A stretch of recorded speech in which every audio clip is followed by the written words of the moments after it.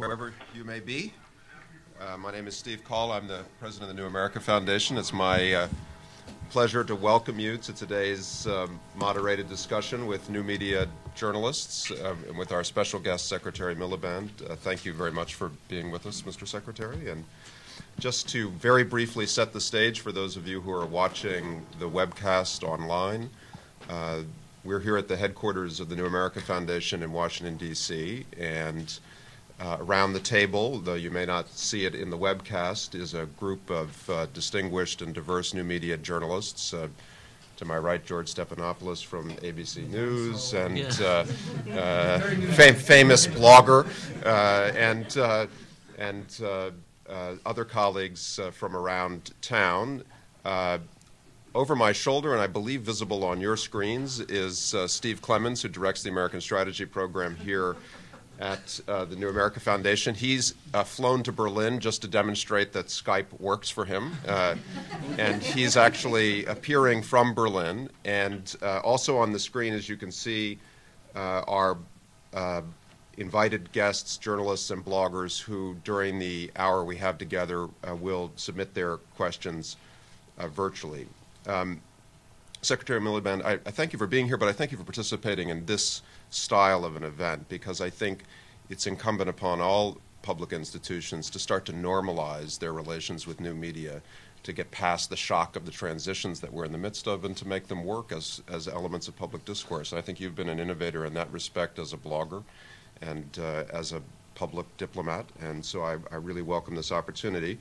We're going to let you make some introductory remarks, but before I do that, I just want to ask my colleague Stevelemons, who is an innovator among innovators in Berlin, to introduce the event from there. Steve?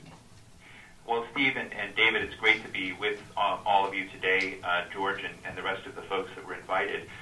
This would be cooler if I weren't on a phone, but apparently there's a lag over Skype that maybe if we pay a higher fee, we wouldn't have the time lag. I just want to say to David Miliband for a minute that for those folks who watch David Miliband, who is the youngest British foreign minister in 30 years, what he's done was sort of, in my sense, sort of pre-Obama, in the sense that he's understood social networking, understood the linkage between technology and reaching diverse communities around the world. They built into their work in trying to reach Islamic audiences inside Britain a great sort of information technology section to this, and David has been key to it. And a couple of years ago, he and the UN Foundation were key to credentialing a whole set of bloggers to attend the UN General Assembly conference, as if they were genuine journalists, and to break over that threshold. And I just wanted to say a personal thanks, and one of the reasons why I stayed an extra day in Berlin was to participate in this discussion. But I think it's very important that people get over the technology aspect and begin sharing ideas in new habits. And David Miliband is sort of a walking, breathing blogger. I look forward to him hopefully being a prime ministerial blogger, and then we'll break another barrier there. But David, it's good to be with you. Well, thank you very much, Steve. I still have 4 years to go before I beat the record of Labour's longest-serving Foreign Secretary, who was Ernest Bevin, who was the Foreign Secretary from 1945 to 1951, and that is the goal that is the only goal I've got. But I don't deserve your commendations, but this probably is the most frightening press conference I've ever been involved with. So let's hope I'm not regretting it afterwards. I think that the reason I'm here is actually quite simple, is that if you want change in politics, I think you need to align three great forces. You need to align government, you need to align business, and you need to align citizens. And that is obvious if you're talking about problems of healthcare or domestic policy. What I think is becoming increasingly clear is that that's true in foreign policy as well. And it's less obvious that it's true in foreign policy, but I think it's true for two very, very profound reasons. First of all, any government needs to maintain the consent of its own citizens and the active engagement of its own citizens if it's to have a foreign policy that works. Henry Kissinger once said that a foreign policy born in the minds of a few and carried in the hearts of none is no foreign policy at all. and he's right about that. But secondly, the countries that one deals with in foreign policy, their citizens are important as well.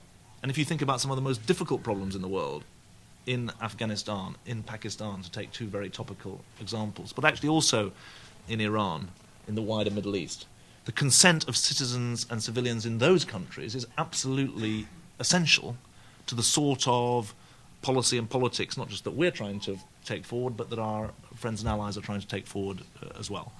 And I think that the alignment of government, markets and citizens, when you get that alignment, you get the surge that really makes for change. It's impossible to, in foreign policy, you can either have a list of problems, or you can sort of try and think about the opportunities that are presented in this moment, especially to the New America Foundation. I said just in the lift, well, the New America's being built then.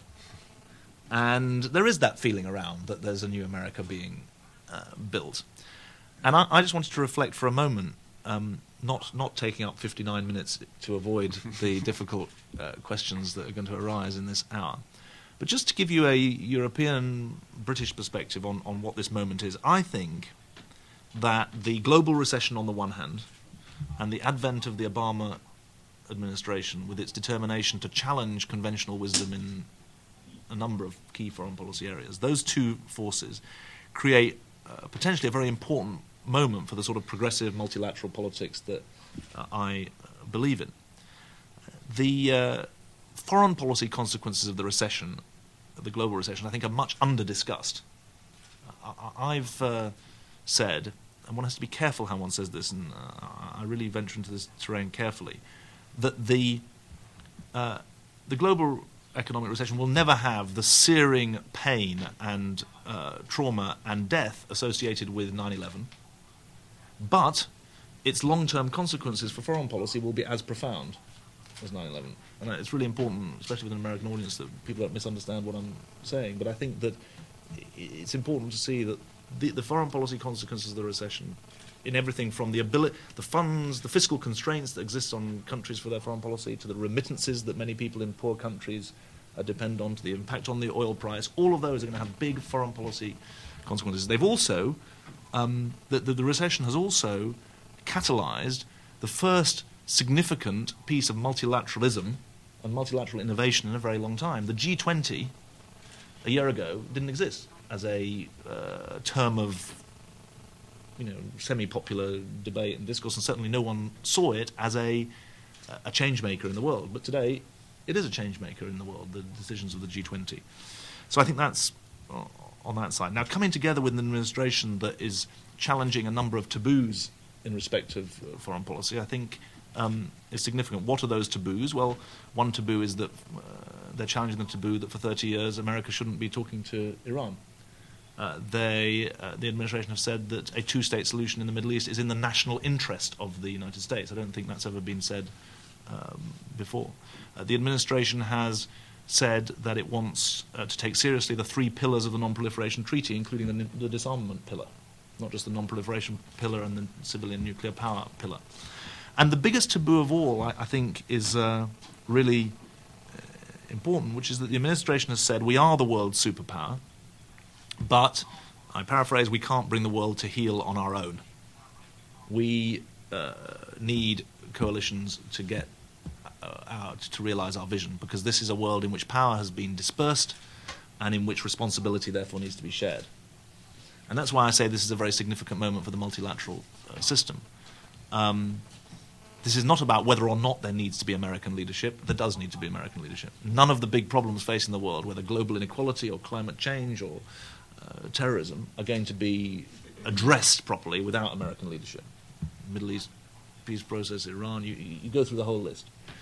But I think for the administration to say avowedly that it needs allies in these projects and struggles it is significant, and that it's willing to accede to international treaties in some areas. The Comprehensive Test Ban Treaty that the administration says it wants to pass through Congress, that's significant not just for its impact on the nuclear debate, but also saying America wants to bind itself into the international system.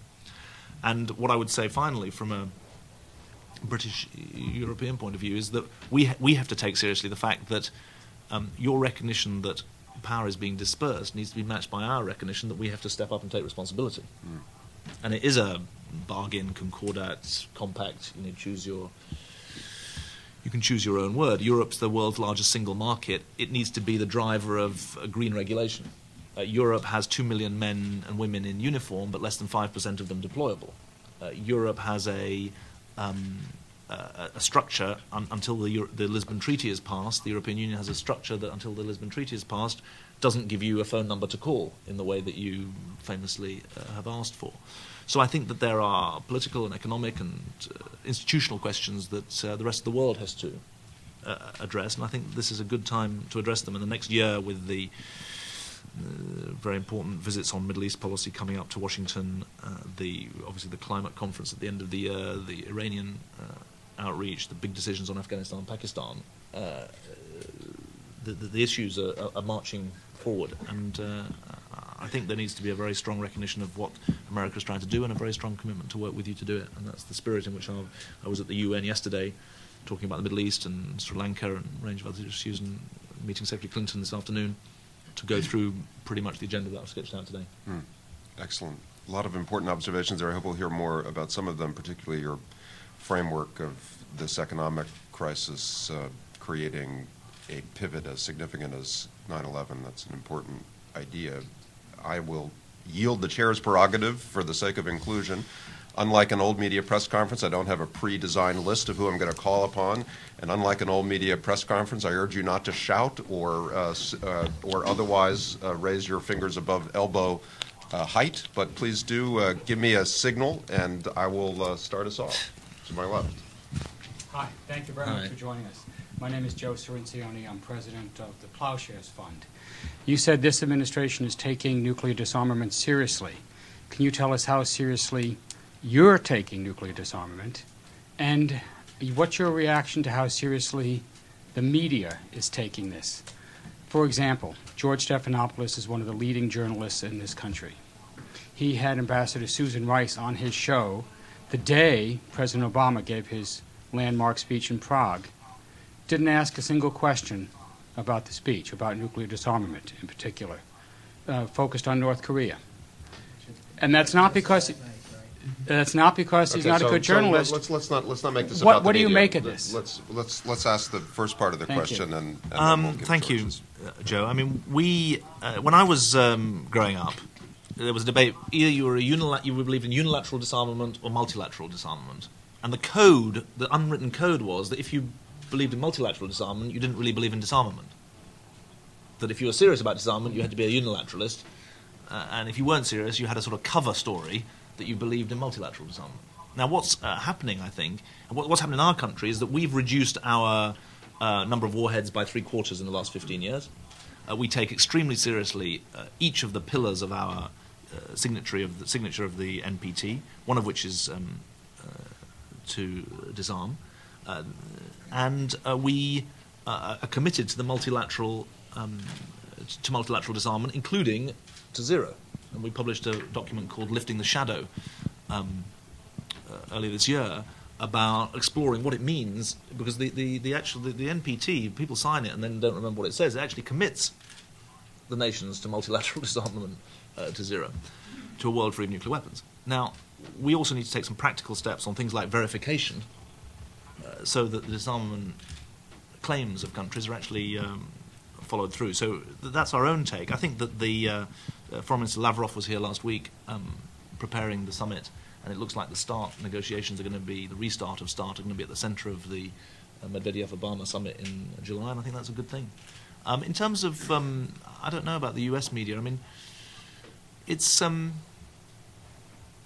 think that 20 years ago there was a great sense of crisis, and the sense that we live in peaceful times, at least in respect of nuclear issues, has slightly gone down the agenda. I think that's probably not been helpful to the cause of those of us who think that there are some real threats there.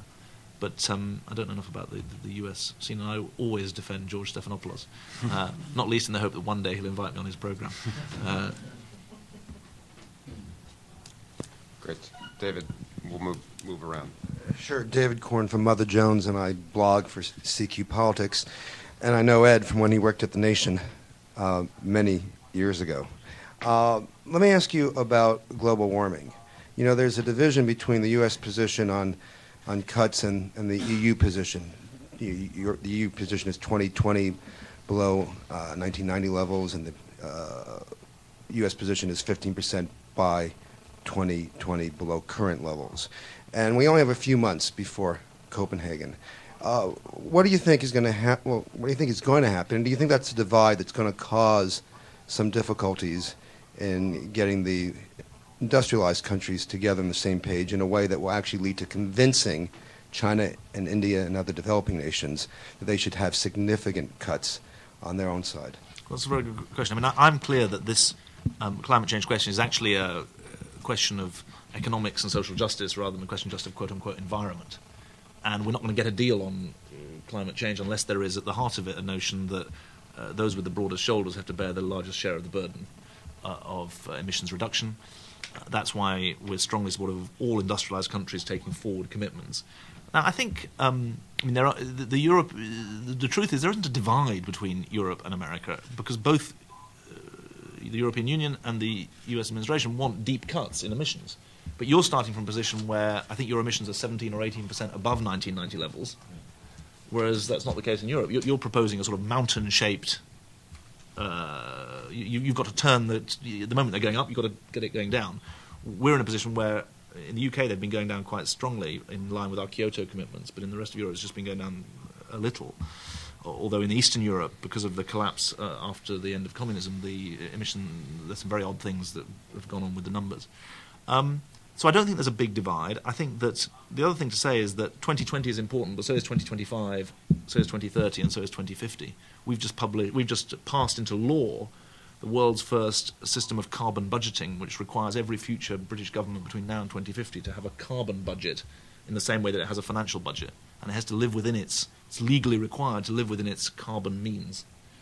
And so I don't think 2020 is everything. 2020 is important, but the trajectory is absolutely critical, and there are obviously negotiations to go. We want, obviously, America to go as far as possible. It's an easy debating point, let's be honest, if some skeptics can say, for example, from the developing world, but not only, America's going to do zero between 1990 and 2020. That's a little unfair, given that you've gone 17% up and you're now trying to get back down. But there is those of us in Europe want you to go as far as possible, obviously. And I think, isn't there's a bill before Congress which is -7 by 2020 as well, I think, isn't there? Yeah. Yeah. Please do introduce yourselves as you ask your questions, and wait for the microphone. Thanks. Thank you. Abdurrahim Fukar, I'm the bureau chief of Al Jazeera Arabic here in Washington, D.C. I wanted to ask you about the issue of natural relationships, whether in the context of Britain and the United States or Israel and the United States. We hear a lot about this natural relationship between Britain and the United States, although, as you know, 200 years ago, the Americans kicked British rule out.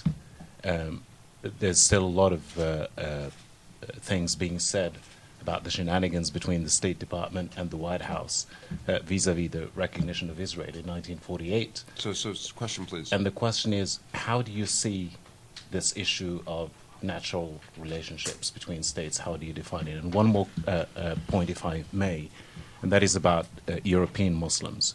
There's a school of thought here in the United States that sees European Muslims as a serious threat to the security, national security of the United States.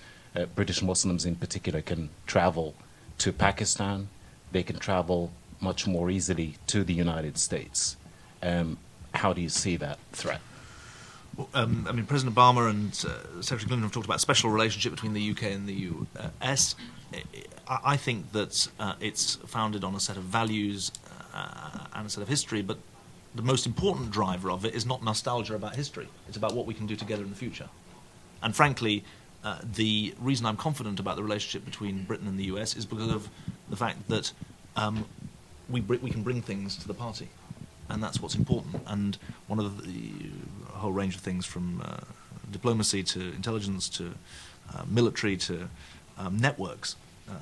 And I think it's also important to say, though, that there is a brand of British talk of US-UK relations, which makes it zero-sum. There are people in Britain who think that if France and Germany and Italy have good relations with the US, that's somehow bad for Britain. It makes us less special. I think that's rubbish. I think that's absolute rubbish. I think it's good if Berlin and Paris and Rome have good relationships with the US. It doesn't take anything away from Britain's relationship with the US. In fact, I would argue that a strong European relationship with the US is vital for Britain's national interest, and I would also argue that Britain's place at the heart of Europe is critical to Britain's relationship with the US. The biggest threat to the US-UK relationship is that if Britain marginalises itself in Europe. In respect of, I mean, the truth about British Muslims is that they are massive contributors to our society. They're massive contributors to our culture, they're massive contributors to our economy. They are our friends, our neighbours and our relatives. A very small number of them have tried to do immense damage both to our country and to other countries. And I think it's really, really important that we stand up for the fact that we have 2 million British Muslims, 2.5 million British Muslims, and they are massive contributors to our country. And to hear them talk about what it is to be a British Muslim is profoundly moving, actually, because what they talk about is how their identities are mutually supportive, and it's not a matter of trading off their Muslim identity with their British identity. It's about suffusing the two together, which I think is much more of an American tradition. And of course there are real security issues, and they have to be addressed, and they are addressed. And the biggest way to address them, obviously, is to get economic and social and political change in countries like Pakistan. George, you had put your finger on Yeah, I'd love to follow up on the question about Israel. First, let me respond to Joe, though. I think I actually showed parts of the president's speech that morning and asked several questions about nonproliferation in the context of a North Korean missile strike, which had happened 5 hours before the program. But so I think it was pretty well covered. But let me also welcome the future prime minister or foreign minister onto the program anytime. It looks like there could be something of a confrontation developing between the U.S. and Israel as Prime Minister Netanyahu comes here next week. You mentioned the two taboos, President Obama reaching out to Iran and also speaking about a two-state solution being in the national interest. Prime Minister Netanyahu seems to be resisting coming out firmly for a two-state solution, and also seems to be arguing that Iran is a much more important challenge that must be dealt with first. And it seems like the U.S. argument might be the only way we're going to be able to get some kind of a coordinated response to the Iranian nuclear challenge is to address the Palestinian question first. I wonder if you can just talk about that, if you see it as a possible confrontation, how hard the U.S. should push on that question. I don't see it in confrontational terms, not least because countries like Britain, countries like the US, see the creation of a viable Palestinian state that's able to live alongside a secure Israel as the foundation of Israel's future security. Well, let me come to that in a sec. And I think what's very significant, I spent a lot of the last year thinking and talking about a regional approach to the Middle East. Not just a two-state solution, but a 23-state solution. 22 Arab states, including Palestine and Israel. Because the truth is that on their own, the Palestinians can't give security to Israel. Only the whole of the Arab world can do that by normalizing its relations with Israel. And the truth is that while Israel can make decisions in respect of borders that facilitate and allow the establishment of a Palestinian state, the Palestinian state will need the political and economic support of the rest of the Arab world, never mind the rest of Europeans and others. And so I think it's important to see the drive for a Palestinian state in a regional context. In respect of the Netanyahu government, I'll be meeting Foreign Minister Lieberman tomorrow. I think it's very important that we do not prejudge the positions of different governments. I'm certainly not going to do that. The Netanyahu government has been born of a democratic process which demands and deserves our respect. I think that Prime Minister Netanyahu has spoken about a political track, an economic track, and a security track. And I think that's right. You do need all three tracks in this. And I think the stakes are too high for us to be prejudging. And I think they're doing a review of their own, the Israeli government, and we should let that come to fruition. We are absolutely clear for British policy that the route to stability in the Middle East is a Palestinian state that can live alongside Israel, a Palestinian state whose borders are more or less the 1967 lines, that Jerusalem needs to be the capital of both states, and that there needs to be a fair settlement for refugees. I think that's the only basis on which this thing can be addressed. But I think it's urgent that it is addressed. I believe that needs to be addressed in and of itself, as does the Iranian nuclear question. That needs to be addressed in and of itself. And both of them are meriting attention and leadership from the US. Will it make it more difficult if you only try and do one of them? Yes. That both will be that much easier to do if you do both of them. And I think that's the approach that's been set out, and I think it's the right approach. And both of them are very, very serious issues that deserve and demand American leadership, but also international engagement, and that's what we're doing on both issues. So we've taken 2 questions from the left side of the room, 2 from the right, and now it's time to go over our shoulder, I think. Mr. Clemens, are you there in Berlin? Do you have a question to ask? Yes, I do. David, thanks, and thanks to everyone for their good questions. David, let me ask you just a two-parter real quickly. One is, on the subject of new media and diplomacy, when I look at new media and blogs and what blogs have achieved, essentially I see them breaking through the cartels of the mainstream media and creating much more diverse views. What has new media done for you on the diplomatic front? What habits and what should other foreign ministers, what should Hillary Clinton be learning from you and your experiences, good and bad? And then secondly, when you look at the fact, I joked around that I'm in Berlin, Germany right now, and I'm next week going to China and then to Japan. And when you look at the surplus countries in the world, they're all titans of manufacturing. And when you look at the United States and the UK today, we're titans of finance, where at least in the US case, the financial sector was 40% of corporate earnings, 22% of S&P market cap. And when you look forward, that's a pretty bleak situation. It is to me anyway. Are you scared and frightened as a political leader in Britain that Britain made a bad choice in essentially not shoring up and maintaining a manufacturing sector like Germany, Japan, and China did? Thanks, Steve. I mean, let me just take the second question first. I mean, if I said to you, which country has a bigger manufacturing sector, Britain or France, what would you say? Not obvious. Britain, I presume is their answer. Anyway, it's Britain which has a bigger, okay, got it. a bigger manufacturing sector than France. I mean, and we certainly have an image that our only source of wealth creation is financial services, and it went bust. That's the sort of image. But actually, the financial services sector is about 8% of our employment. Manufacturing is 13, 14%. Creative industries 9, 10%. I would describe the British economy as extremely diverse,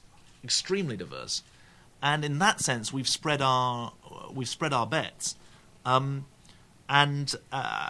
So that's why I'm not a sort of catastrophist about the economic situation, but it's fiercely competitive in all the fields, and that is that's the truth of it. And the language that we'll use about value added doesn't really do justice to the sort of economic and entrepreneurial and innovation challenges that all of our countries face. But I think our strength is going to be our relatively diversified economy.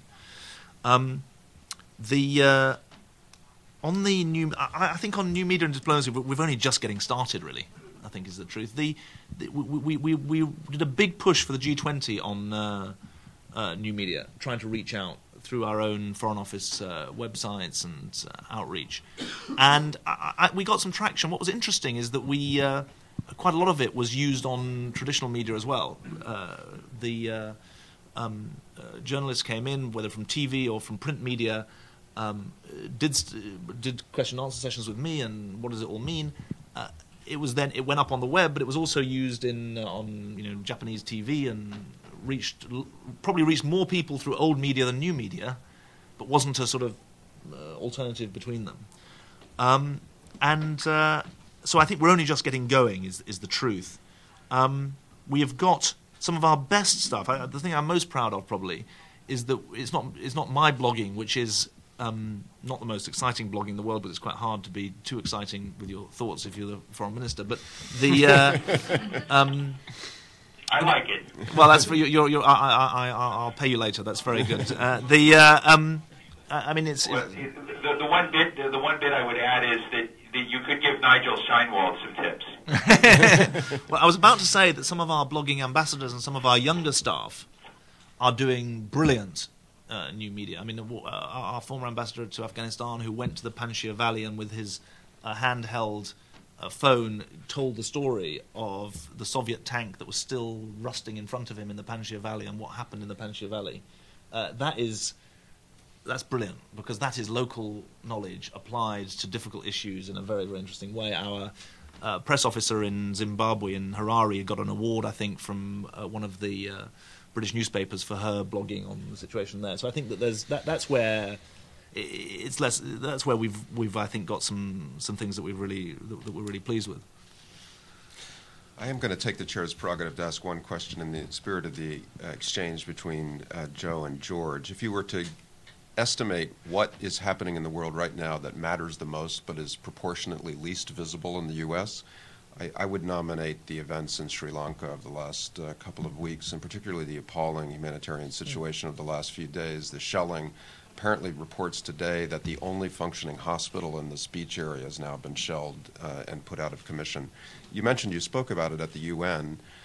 How do you assess responsibility between the government and the Tigers for this crisis, one? And two, what is it realistic to do in this case, as in so many other similar cases of irregular war where civilians are being placed at risk, to hold accountable both state and non-state actors for their deliberate targeting of civilians? That's a really good question. Well, look, Bernard Kouchner and I went to Sri Lanka 2 weeks ago because of our feeling, first, that the crisis was very important, and secondly, that it was getting no attention. And we couldn't get it onto the Security Council agenda because of the debate that remains very, very acute between, broadly speaking, a sort of liberal internationalism, liberal interventionism that says a humanitarian crisis belongs on the Security Council agenda, and an argument that says the Security Council is only for regional threats to peace and security, and 50,000 civilians in a conflict zone, 200,000 civilians in IDP camps, that's not a threat to regional peace and security. And that's why we went. I think that there's no question that the LTTE, the Tamil Tigers, are a murderous organisation and have foisted 26 years of misery on the people of Sri Lanka. However, democratic governments are held to higher standards than terrorist organisations. And democratic governments aren't allowed to say that the ends justify the means. Democratic governments aren't allowed to say that the battle to defeat terrorism is a reason for us to compromise on our own values. And I think that I said yesterday that there are serious and credible organisations who are reporting that the commitment of the government of Sri Lanka not to use heavy weaponry in and around the no-fire zone and the conflict zone have been breached, and that is extremely serious. There is no question that the 5 key humanitarian issues that Bernard Kouchner and I raised in respect of access to IDP camps, access to so-called screening facilities, food and water and medical deliveries into the conflict zone, where allegedly, according to the UN, 50,000 people are in a 3-kilometre squared area. I mean, that is with a war going on, that is a definition of hell, in my view. That those humanitarian issues have not been addressed, and that's why this belongs. This is why foreign ministers are talking about it. Yeah, you can imagine a crisis like this occurring anywhere else in the world, and how the world would be reacting to it. Doug, you've been very patient.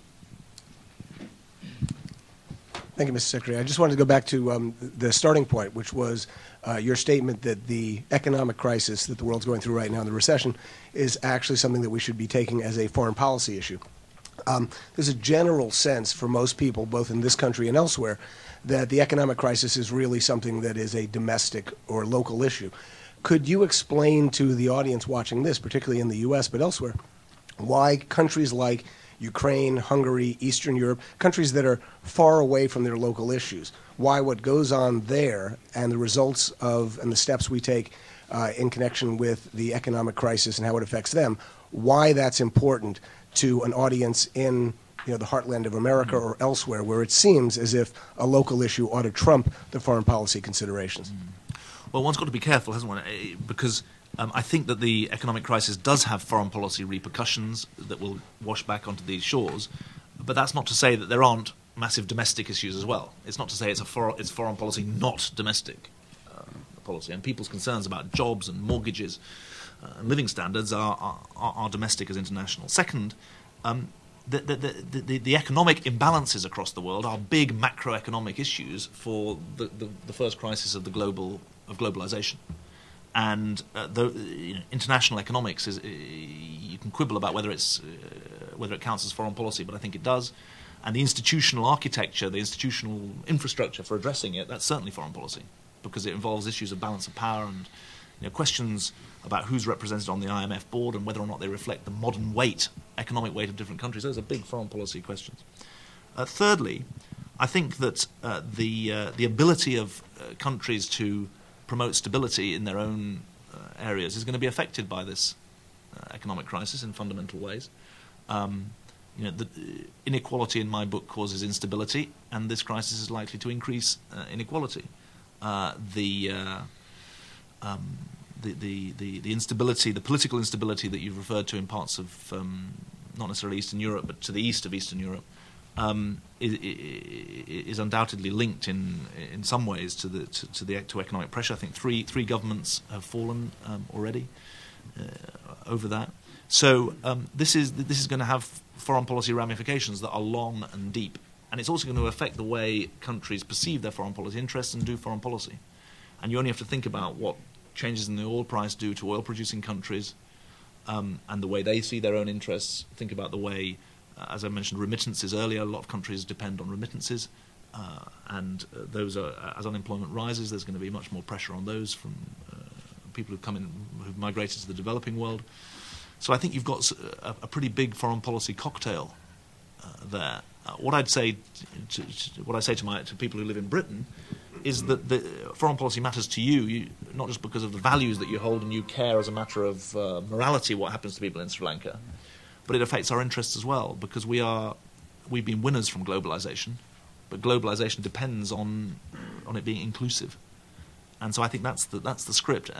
But if you say to me, have we mapped out all the ways in which foreign policy is going to be affected? I don't think so. I think we need some more engagement on this, because I think we're only just beginning to conceive what the full effects could be. Great. We are the left side of the table. A question, the gentleman there with his blue tie. Please do introduce yourselves as you ask your questions. Will Straw from the Centre for American Progress, and returning to the UK soon to set up a British version of Think Progress. You just said that democratic governments should be held to higher standards. So I just wondered, in your view, whether you felt that the US had committed torture and whether there should be an inquiry, as some people are calling for. Well, I'm certainly not going to get involved in US domestic politics, thank you very much. So that's something for Americans, American leaders and American people to work through. But the administration has been absolutely clear that it will never practice torture, and it won't collude in torture, and it won't cooperate in torture, and that's our position as well. Yes. Henry Farrell, George Washington University, and I blog at Crooked Timber. Two questions. One following up on the financial crisis, which is, you suggested that this is going to have major long-term repercussions, but when you pointed to ways in which the international community has responded to this, your major example was the G20, which is a issuer of statements. And we've seen a lot of issuing of statements and ad hoc coordination. My question is, as we begin to move past the immediate crisis, do we want to see more serious, long-term stable structures for dealing with these kinds of problems problems in the future, and what that might involve? And my second question is about Europe. You tacitly suggested, if I got you correctly, that Europe really needed to get its act together a little bit with regard to international its presence on the international stage. What, in practical terms, beyond getting Lisbon passed, might that involve? Well, I think that it's a bit unfair to say that the G20 was just statements. I mean, it was commitments to do things. Now, if they don't get done, then they're just statements and they're worthless. But actually, there's a whole program to get them done. And I think that whether in respect of the IMF or other issues that were raised, special drawing rights, there's quite a big agenda there that will make a difference. Financial regulation, etc. So there is an institutional issue about the fact that a new institution has been created, a multilateral institution, but more important is what gets done with it. And there, I think the proof of the pudding will be in the eating. But I think it is significant that the world should have come together in this way. And I think that certainly the case for a continuing role for the G20 is pretty evident. On the European front, I do think Lisbon will make a difference. The Lisbon Treaty will make a difference. I think that to have President Putin, when he was president of Russia, he had, I think, 14 different summits with the European Union. And he had 14 different prime ministers and presidents leading the European delegation because they were at the head of the 6-month rotating presidency. I mean, that's just a nightmare. You can't have a consistent and coherent relationship if you're always changing people. The Lisbon Treaty says that we'll have a 5-year permanent president of the European Council. It puts you in a different game for EU-US, EU-Russia, EU-China relationships. I think Europe also has to recognise its global role, and it's a market setter through the single market. It's the world's biggest bilateral aid donor. It's a presence, a diplomatic presence all around the world. I mean, it has a security and defence policy, which is sending for the first time ever a naval force into the Gulf of Aden. I mean, these are serious things that are being done, and they're being done to further European values, but also to further European interests. And I think the European Union is always going to be, it's never going to be a federalist structure in my view. It's never going to replace the nation state. It's always going to have this peculiar balance of intergovernmentalism and supranationalism. But I think that what it's trying to work out is how you make sure that intergovernmentalism doesn't mean lowest common denominator. And I think its ability to take big decisions on Kosovo or on deployment of a European rule of law mission to Kosovo or on the mission in the Gulf of Aden is evidence that it doesn't have to be the lowest common denominator. Mr. Secretary, we've reached the end of our time, and we were determined to demonstrate that new media could be as disciplined as old media. If anything, I would say that this has been a pretty polite crowd in comparison to your expectations or anyone's reasonable fears. So I guess that means we haven't quite normalized new media as thoroughly as we wish. But it was, I thought, a very successful discussion, and we very much appreciate your responsiveness to the questions and to all of you for being here and contributing. And to those of you out there in cyberspace, I hope your connections didn't jiggle or otherwise disrupt you. Thank you for being with us, and we'll do this again, I hope. Thank you, Mr. Secretary. Thanks a lot. Thank you.